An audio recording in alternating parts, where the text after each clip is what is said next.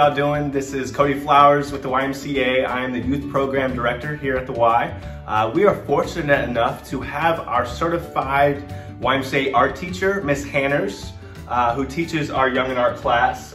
She is on hand and she's at home actually, getting ready to take some videos for you guys so you guys can see some easy art projects you could do with the supplies that may be laying around your house. So without further ado, we're going to transition this video to her and her humble abode.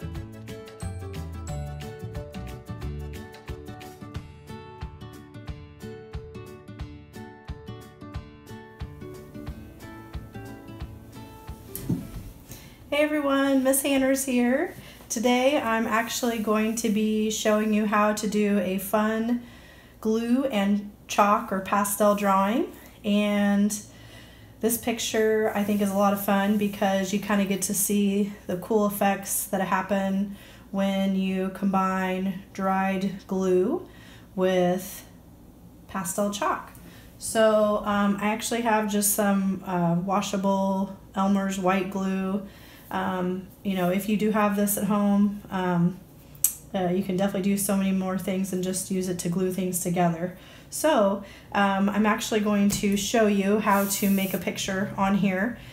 Now with this particular project, I did this at school, but if you want to just do, you know, your own creation at home, at school we did use a pencil just because with so many students it's easier to kind of map out our pictures that way. I will say though, just like I always say, you need to draw very, very lightly if you're going to draw your picture.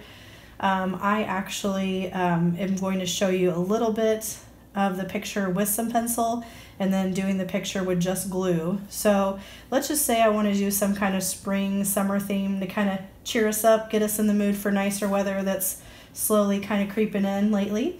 And anyway, so if I wanted to go ahead and draw the picture here, maybe I might want to do kind of like a little tulip here. And again, I'm drawing very, very lightly. And I'm keeping it as best I can, simple lines. The more detailed you get with this, the better, but you do have to be careful about drawing things too small and details too close together because you have to keep in mind that you're going to trace this with glue. So just something to be aware of. But I think I'm just going to draw two different types of flowers, but I'm actually going to draw this side with just the glue. So I'm going to do this with pencil first here. I guess I'll go ahead and draw on the ground on part of it, and I'll kind of keep it at that for now, and we'll kind of show you the next step here. So Elmer's glue, you don't have to open it up too much because you don't want the glue to come out too fast.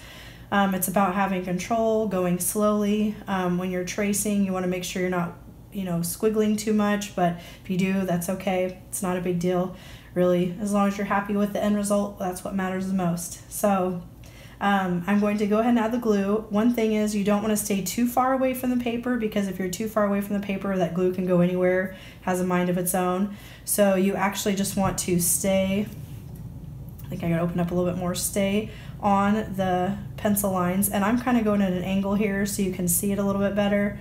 Even there, me kind of talking and going a little faster, it kind of went off the line a little bit. Like I said, not a super big deal, but I'm going very slowly and keeping my glue pretty much up against the paper. And also something like there's a little gap right there, I might go back and fix that. So I'm tracing my pencil lines with the glue, having it nice and controlled. I'm going a little bit faster just so I don't take up too much of your time. And so that's with the pencil. So hopefully you can kind of see that there. The reason why I say it might be better to do without the pencil is because sometimes if you draw too dark, the pencil lines actually can show through the glue after it dries. So now I'm going to go in and I'm just going to do another little flower here. Go ahead and finish that line there. So I'm going to do another flower, and this I'm just drawing on my own.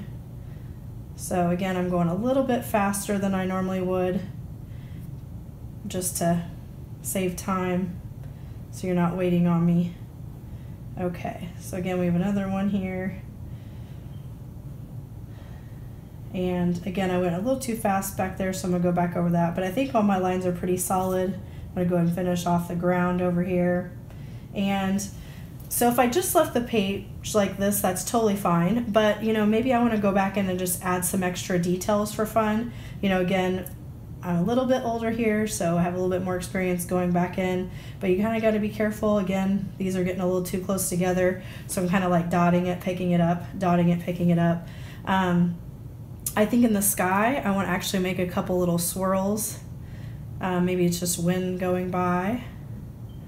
Again, just for fun to add a little extra. Down here in the grass, I think I'm going to do some little grass pieces. And again, please go much slower than this. Notice how sometimes I kind of like turn the bottle and pick it up. I think I might go back in and fix this too. So, and you know, again, that's a tulip. You know, maybe I could go in and add a few little extra fun details on this as well. I mean, even for this, I think I might go back and put some little squiggles in here. Just make sure you spread them out. Sometimes the glue can get stuck together when you get glue touching other glue. So basically I think that's going to be my layout for now. So in the next video I'm actually going to show you what it looks like when it's dried. I did a little bit different picture, but what a dried picture looks like. Make sure that you do close your glue cap so your glue doesn't dry out, and you might wipe that off too, just so you don't have that excess glue next time you come back to use your glue bottle. But here it is, just basically, you know, again, kind of a close-up there, seeing what the glue looks like. And it does usually take overnight to dry. So just to let you know that, but keep it in a safe place where dust or, you know, other little people or animals might not get to it. So thanks for watching.